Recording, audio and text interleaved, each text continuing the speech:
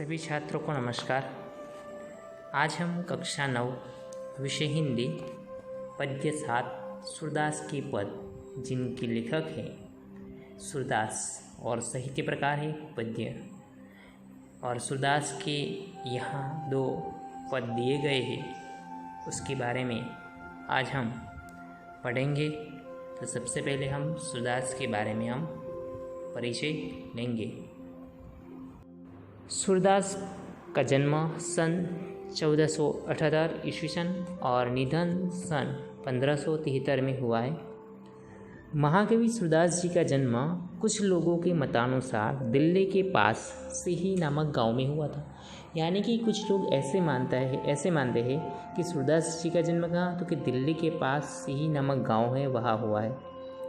कई लोगों का मानना है कि इनका जन्म मथुरा के पास रुकना या रेणुका क्षेत्र में हुआ था। यानी कि कई लोग अलग अलग तरह से बता रहे हैं कि कोई लोग ऐसे बता रहे हैं कि दिल्ली पास सिही नामक गांव में हुआ था, तो कई लोग ऐसा मानते हैं कि मथुरा के पास रुकना या रेणुका क्षेत्र में हुआ है। यानी कि सूरदास जी का जन्म कहाँ हुआ है उसके बारे में सही पता नहीं है। इनका जन्मांत होना भी विवादास्पद है। यानी कि ये क्या है कि विवादास्पद है कि कहाँ हुआ है जन्म, वो पता नहीं है। वल्लभाचार्य इनके गुरु थे। यानी सूरदास के गुरु कौन थे? वल्लभाचार्य। इनकी प्रेरणा से वे श्रीनाथ जी मंदिर में श्री कृष्ण की लीलाओं से संबंधित पदों की रचना करते थे। ये कृष्ण के अनन्य भक्त थे। यानी सूरदास श्री कृष्ण भगवान के एक अनन्य भक्त थे। उनके गुरु जो वल्लभाचार्य है, उनकी प्रेरणा से वह श्रीनाथ जी मंदिर में कृष्ण की लीलाओं के संबंध में उन्होंने पदों की रचना की है। वात्सल्य एवं श्रृंगार रस के वर्णन में वे अद्वितीय थे। यानी कि वात्सल्य एवं श्रृंगार रस उनके वर्णन में वो बहुत प्रसिद्ध है। प्रस्तुत पद में सूरदास की अनन्य भक्ति भावना का परिचय मिलता। यानी यहाँ सूरदास जी के 2 पद दिए गए हैं और ये दोनों पद सूरदास की श्री कृष्ण की भक्ति प्रति अनन्य भक्ति भावना का परिचय हमें इसमें से मिलता है। जो उनका मन श्री कृष्ण की कहीं और सुख नहीं पाता है, यानी कि उनका जो मन है वो सिवाय श्री कृष्ण के, यानी कि श्री कृष्ण में ही उनका मन लगता है, श्री कृष्ण में ही उनको सुख मिलता है और श्री कृष्ण के सिवाय कहीं और सुख नहीं पाता है। जिन आँखों ने कमल के समान नयन वाले श्री कृष्ण का दर्शन कर लिया हो, वे और देव की आराधना कैसे कर सकते हैं। यानी सूरदास जी कहते हैं कि जिन आँखों ने कमल के समान नेत्र वाले, यानी कि कमल जैसे नेत्र वाले श्री कृष्ण भगवान के जिसने दर्शन किए हैं, उनको और देव की आराधना कैसे कर सकते हैं। आराध्य देव का गुणगान सूर्य ने किया है। यानी कि अपनी जो आराध्य देव है श्री कृष्ण भगवान, उसके गुणगान यहाँ इस पद्य में किया गया है। दूसरे पद में भी कृष्ण का मनमोहक वर्णन किया गया है। यानी कि कृष्ण का रूप कैसा है, स्वरूप कैसा है, ऐसा उसका स्वरूप का मनमोहक वर्णन किया गया है। और बाल कृष्ण की चेष्टाओं के माध्यम से बालक कृष्ण का मनोरम्य वर्णन किया गया है। यानी दूसरे पद में घुटनों के बल चलते बाल कृष्ण की अनुपम छवि का वर्णन बताया गया है। अब इस पद्य का सार क्या है, तो सूरदास जी ने यह विनय तथा भक्ति इस 2 पद यहाँ दिए गए, जिसमें मन जहाज का पंछी ऐसा यहाँ बताया गया है। तो यहाँ सूरदास जी कहना चाहते हैं कि चारों ओर जल के धीरे जहाज का पंछी कहीं भी जाए और अंत में जहाज पर ही आता है। उसी तरह श्री कृष्ण का आशय छोड़कर कवि का मन अन्यत्र कहीं नहीं जाता। श्री कृष्ण के श्रेष्ठ कोई नहीं है। सूरदास के लिए सभी देवताओं में श्री कृष्ण ही सर्वोत्तम है। वे गंगा के समान निर्मल है, वे ही कमल रस के समान है। सूरदास का मन रूपी भौरा उस रस को छोड़कर करल की इच्छा क्यों करेगा। दूसरे पद में बाल कृष्ण की शोभा बताई गई है कि आंगन में मक्खन का पात्र लिए घुटनों के बल चलते श्री कृष्ण की छवि देखते ही बनती है। उनके कोमल गाल, चंचल आँखें और घोरोचन के तिलक से सुशोभित उनका मस्तक, कंठ में झूलती कठोला सी माला, ये सब अत्यंत आकर्षक है और श्री कृष्ण के बाल रूप की यही छवि अत्यंत दुर्लभ है। तो सभी छात्रा, सूरदास ने ऐसे ही अपने श्री कृष्ण भगवान के प्रति अनन्य भक्ति का वर्णन यहाँ बताया गया है। तो अब हम सूरदास के जो दो पद विनय तथा भक्ति जैसे दो पद यहाँ दिए गए हैं उसके बारे में हम विस्तार से पढ़ेंगे।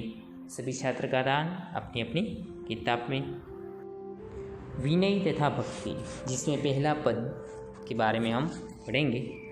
मेरो मन अनंत कहाँ सुख पावे, जैसे उड़ी जहाज को पंछी फिर जहाज पर आवे।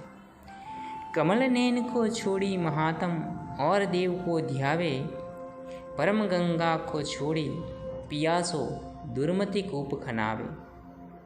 जिही मधुकर अम्बुज रस चाख्यो, क्यों करिल फल भावे। सूरदास प्रभु कामधेनु तजी, छेरी कौन दुहावे। तो सबसे पहले सभी छात्र इसके शब्दार्थ के बारे में हम समझेंगे, तो आप सभी का ध्यान। तो सबसे पहले है मेरा मन अनंत कहाँ सुख पावे। अनंत यानी कि अन्यत्र। दूसरी पंक्ति में जैसे उड़ी जहाज को पंछी फिर जहाज पर आवे। कमल नैन को छोड़ी महात्म और देव को ध्यावे। यानी कमल नैन यानी कि कमल के समान नेत्र वाले श्री कृष्ण। महात्म का अर्थ है महिमा। उसके बाद परम गंगा में परम का अर्थ है श्रेष्ठ। छोड़ी यानी कि छोड़कर। पियासो का अर्थ है प्यासा। दुर्मति का अर्थ है मूर्ख। कूप का अर्थ है कुआं। खनावे उसका अर्थ है खुदवाए। आगे मधुकर का अर्थ है भौरा। अम्बुज यानी कि कमल। चाइख्यो यानी कि चख लिया हो। करेल यानी कि एक कंटीला पौधा। कामधेनु यानी देवलोक की गाय जो सब इच्छाएं पूरी करती है। और छेरी यानी कि बकरी। तो सभी छात्र आपको इस शब्दार्थ के बारे में समझे। अब हम इसके भावार्थ के बारे में, उसका अर्थ क्या होता है उसके बारे में समझना है और आपको ध्यान से सुनना है। पहली पंक्ति है मेरा मन अनंत कहाँ सुख पावे। यानी कि पहली पंक्ति में सूरदास जी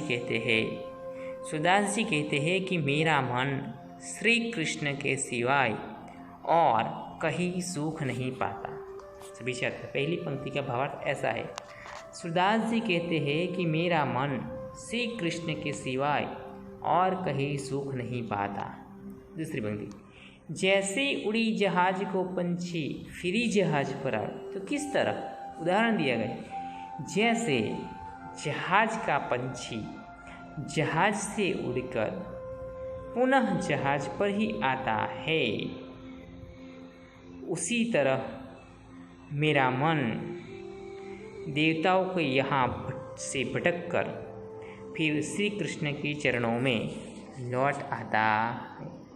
क्या कहते हैं कि जैसे जहाज का पंछी जहाज से उड़कर पुनः जहाज पर ही आता है, उसी तरह मेरा मन भी अन्य देवताओं के यहाँ से भटक कर फिर श्री कृष्ण के चरणों में ही लौट आता है। तीसरी पंक्ति कमल नयन को छोड़ी महात्म और देव को ध्यावे। कमल नयन यानी कि कमल रूपी नेत्र वाले, यानी कि कमल नयन श्री कृष्ण की महिमा को छोड़कर वह अन्य किसी देवता का ध्यान कैसे कर सकता है। सूरदास जी अपने बारे में कहते हैं कि मैं कमल नयन श्री कृष्ण की महिमा को छोड़कर अन्य किसी देवता का ध्यान कैसे कर सकता। परम गंगा को छोड़ी पियासो दुर्मति कूप खनावे। यानी कि यदि कोई प्यासा व्यक्ति पवित्र गंगा को छोड़कर अपनी प्यास बुझाने के लिए कुआं खुदवाए तो उससे मूर्ख ही कहा जाएगा। यानी कि ऐसी परम गंगा यानी कि ऐसा श्री कृष्ण भगवान जैसे ईश्वर है तो उसके छोड़कर मैं और क्या किससे मिलने जाऊँ। तो यहाँ सूरदास जी बताते हैं कि यदि कोई प्यासा व्यक्ति पवित्र गंगा जल को छोड़कर अपनी प्यास बुझाने के लिए कुआं खुदवाए तो उससे बड़ा मूर्ख कौन होगा। जिही मधुकर अंबुज रस चाख्यो क्यों करिल फल भावे, यानी कि जिस भौरे ने कमल के रस का स्वाद चख लिया है उसे करेल का फल कैसे अच्छा लगेगा। करेल यानी कि कंटीला पौधा है। सूरदास प्रभु कामधेनु तजी छेरी कौन दुहावे। सूरदास जी कहते हैं कि मेरे प्रभु तो कामधेनु के समान है। कामधेनु यानी कि देवलोक की गाय जो सब इच्छाएं पूरी करती है, ऐसे है मेरे प्रभु। यानी कि मेरे प्रभु तो कामधेनु के समान है। इन्हें छोड़कर बकरी को कौन दुहेगा, यानी कि उनको छोड़कर और दूसरे में मैं क्या दूँ, कैसे ध्यान लगाओ।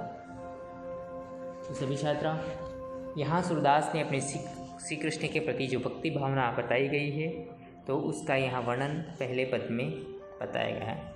फिर से एक बार मैं इसका अर्थ आपको बताता हूँ तो आपको ध्यान से सुनना है। पहला पद का भावार्थ ऐसे है। सूरदास जी कहते हैं कि मेरा मन श्री कृष्ण के सिवाय और कहीं सुख नहीं पाता। जैसे जहाज का पंछी जहाज से उड़कर पुनः जहाज पर ही आता है, उसी तरह मेरा मन अन्य देवताओं के यहाँ से भटककर फिर श्री कृष्ण के चरणों में लौट आता है। कमल नयन श्री कृष्ण की महिमा को छोड़कर वह अन्य किसी देवता का ध्यान कैसे कर सकता है। यदि कोई प्यासा व्यक्ति पवित्र गंगा को छोड़कर अपनी प्यास बुझाने के लिए कुआं खुदवाए तो उससे मूर्ख ही कहा जाएगा। फिर भौरे ने कमल के रस का स्वाद चख लिया हो, उसे करेल का फल कैसे अच्छा लगेगा। ऐसे सूरदास जी कहते हैं कि मेरे प्रभु तो कामधेनु के समान है, उन्हें छोड़कर बकरी को कौन दुहेगा। यानी कि इस पहले पद में श्री कृष्ण के प्रति उनकी अनन्य भक्ति और निष्ठा के दर्शन होते हैं। अब दूसरा पद। शोभित कर नवनीत लिए घुटुरिनी चलत रेणु तन मंडित मुख दधि लेप किए, चारों कपोल लोल लोचन गोरोचन तिलक दिए, लट लटकनी मनुमत मधुपगन मादक मधुही पिए, कठुला कंठ वज्र केहरी नग राजत रुचिर ही, धन्य सूर एकोपल यही सुख का सतकल्प जी। सबसे पहले इस पद्य में जो शब्दार्थ आते हैं उसके अर्थ के बारे में हम पढ़ेंगे।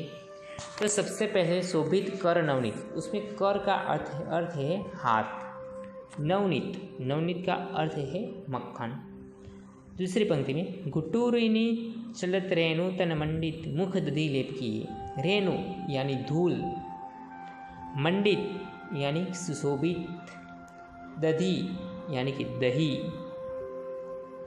तीसरी पंक्ति में चारु कपोल लोल लोचन गोरोचन तिलक किए। लोचन, लोल यानी कि चंचल, लोचन यानी कि आँख या तो नेत्र, गोरोचन यानी मस्तक पर तिलक करने का पीला द्रव्य। आगे लट लटकनी मनुमत मधुपगन मादक मधुही पिए। लट यानी सिर के बालों का गुच्छा, मनो यानी कि मानो, मत का अर्थ है मस्त, मधु यानी कि भौरा। आगे कठुला कंठ वज्र के हिरीनक राजत रुचिर ही, धन्य सुर एकोपल ही सुख का सत्कल्प जिए। कठुला यानी कि चांदी की चौकियों, बंधन खा और बजरबट्टू की माला, केहरी नख यानी सिंह के नाखून, राजत उसका अर्थ है शोभित, रुचिर यानी कि सुंदर, यही यह, का यानी कि क्या, सत यानी कि 100, कल्प यानी कि 4,32,00,000 वर्ष की अवधि। अब हम इसके अर्थ के बारे में समझेंगे। शोभित कर नवनीत लिए यानी कि हाथ में मक्खन लिए हुए बाल श्री कृष्ण अत्यंत सुंदर लग रहे हैं। यहाँ इस पद्य में सूरदास जी ने बाल कृष्ण की अनुपम छवि का वर्णन किया हुआ है। तो क्या कहते हैं सूरदास जी? शोभित कर नवनीत लिए, यानी कि हाथ में मक्खन लिए हुए बाल श्री कृष्ण अत्यंत सुंदर लग रहे हैं। गुटुरुनी चलत रे नूतन मंडित, यानी कि वे घुटनों के बल चल रहे हैं। गुटुरुनी चलत रेणु तन मंडित, यानी कि वे घुटनों के बल पर चल रहे हैं। रेणु तन मंडित, उनके शरीर पर धूल लगी हुई है। मुख दधी लेप के और मुख में मक्खन लगा हुआ है। फिर से, हाथ में मक्खन लिए हुए बाल श्री कृष्ण अत्यंत सुंदर लग रहे हैं। वे घुटनों के बल चल रहे हैं। उनके शरीर पर धूल लगी हुई है और मुख में मक्खन लगा हुआ है। चारू कपोल लोल लोचन गोरोचन तिलक दिए।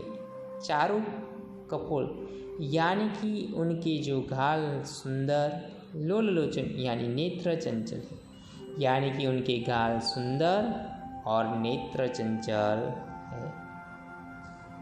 गोरोचन तिलक दिए, यानी कि उनके माथे पर गोरोचन का तिलक लगा हुआ है।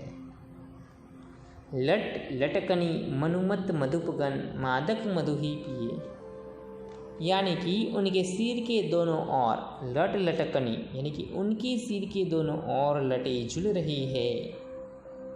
मनु मत मधुपगन, यानी कि वे मस्त मधु पीकर मस्त हुए भोरों के समान लग रही है। कठुलाकंठ वज्र के हिरीनक राजत रुचिर ही, यानी कि गले में पहनी हुई चांदी की चौकियों, बंधन खा और बजरबट्टू की माला हृदय पर सुशोभित हो रही है। धन्य सुर एको पल यही सुख का सतकल्प जिए। सूरदास जी कहते हैं कि बाल कृष्ण की इस छवि को देखने का सुख एक पल के लिए भी मिल जाए तो जीवन धन्य हो जाए, फिर 100 कल्प तक जीने का कोई अर्थ नहीं। यानी श्री कृष्ण, सूरदास जी कहते हैं कि ऐसे श्री कृष्ण की छवि देखने को मिल जाए तो मुझे और जीने की कोई और आगे जीने का कोई अर्थ नहीं है। यानी कि फिर 100 कल्प तक जीने का कोई अर्थ नहीं है। ऐसी छवि देखने को मिल जाए एक पल के लिए तो भी मेरा जीवन धन्य हो जाए। फिर से एक बार हम इसके अर्थ के बारे में मैं आपको कहता हूँ, आपको ध्यान से सुनना है। हाथ में मक्खन लिए हुए बाल श्री कृष्ण अत्यंत सुंदर लग रहे हैं। वे घुटनों के बल पर चल रहे हैं। उनके शरीर पर धूल लगी हुई है और मुख में मक्खन लगा हुआ है। उनके गाल सुंदर और नेत्र चंचल है। उनके माथे पर गोरोचन का तिलक लगा हुआ है। उनके सिर के दोनों ओर लटें झूल रही है। वे मस्त मधु पीकर मस्त हुए भोरों के समान लग रही है। गले में पहनी हुई चांदी की चौकियों, बंधन खा और बजरबट्टू की माला हृदय पर सुशोभित हो रही। सूरदास जी कहते हैं कि इस छवि को देखने का सुख एक पल के लिए भी मिल जाए तो भी जीवन धन्य हो जाए, फिर 100 कल्प तक जीने का कोई अर्थ नहीं। तो सभी छात्र, सूरदास के इन 2 पदों के अर्थ के बारे में हम पढ़ें। आशा है कि आप सबको इस पद्य के अर्थ के बारे में आपको समझ में आया होगा। तो सभी छात्रों, आपको ये दोनों पद के जो भावार्थ है, ये अर्थ है, उसको आपको क्या करना है, तैयार करना है। अब हम स्वाध्याय के प्रश्न के बारे में चर्चा करेंगे। स्वाध्याय के प्रश्न के उत्तर। सभी छात्र, शब्दार्थ और टिप्पणी जो आपके पाठ्य पुस्तक में दिए गए, उनके अलावा मैंने जो इस वीडियो में शब्दार्थ बताए गए हैं, उस शब्दार्थ को ध्यान से सुनना है और अपनी नोटबुक में लिखना है। आगे स्वाध्याय का प्रश्न 1 है, निम्नलिखित प्रश्नों के उत्तर एक वाक्य में लिखिए। तो सबसे पहला प्रश्न है, जहाज का पंछी जहाज से उड़कर फिर कहाँ आता है? तो उत्तर है जहाज का पंछी जहाज से उड़कर फिर जहाज पर ही आता है। दूसरा प्रश्न, सूरदास के मधुकर को करेल फल क्यों नहीं भाता? उत्तर, सूरदास के मधुकर को करेल फल नहीं भाता क्योंकि उसने कृष्ण भक्ति का अम्बुज रस चख लिया है। तीसरा प्रश्न, बालकृष्ण के मुख पर किसका लेप किया हुआ है? तो जवाब उत्तर है बालकृष्ण के मुख पर मक्खन का लेप किया हुआ है। सूर धन्य क्यों हुए? उत्तर, सूर धन्य हुए क्योंकि उन्हें श्री कृष्ण की दुर्लभ छवि के दर्शन हो गए हैं। सभी छात्र अब अपनी किताब का पेज नंबर 30 जिनके ऊपर सदी का प्रश्न 2 दिया गया है, इसके उत्तर के बारे में हम पढ़ेंगे। प्रश्न नंबर 2, निम्नलिखित प्रश्नों के उत्तर विस्तार से लिखिए। उसमें पहला प्रश्न है, सूर ने किन उदाहरणों द्वारा अपनी अनन्य भक्ति भावना प्रकट की है? तो उसका उत्तर है सूरदास जी कहते हैं कि मैं श्री कृष्ण रूपी जहाज का पंछी हूँ, मैं उन्हें छोड़कर और कहीं नहीं जा सकता। श्री कृष्ण की महिमा भूलकर मैं और किसी देवता का ध्यान नहीं कर सकता। श्री कृष्ण जैसी गंगा का जल मिलने के बाद मुझे कुएं का जल पीने की चाह नहीं है। मेरा मन मधुकर श्री कृष्ण की भक्ति का अम्बुज रस चखने के बाद अन्य किसी रस की इच्छा नहीं रखता। मेरे प्रभु तो कामधेनु के समान है, उनको छोड़कर मैं बकरी का दूध दुहाने क्यों जाऊँ? इस प्रकार सूरदास ने विभिन्न उदाहरणों द्वारा अपनी भक्ति भावना प्रकट की है। दूसरा प्रश्न, बालक श्री कृष्ण के स्वरूप का वर्णन कीजिए।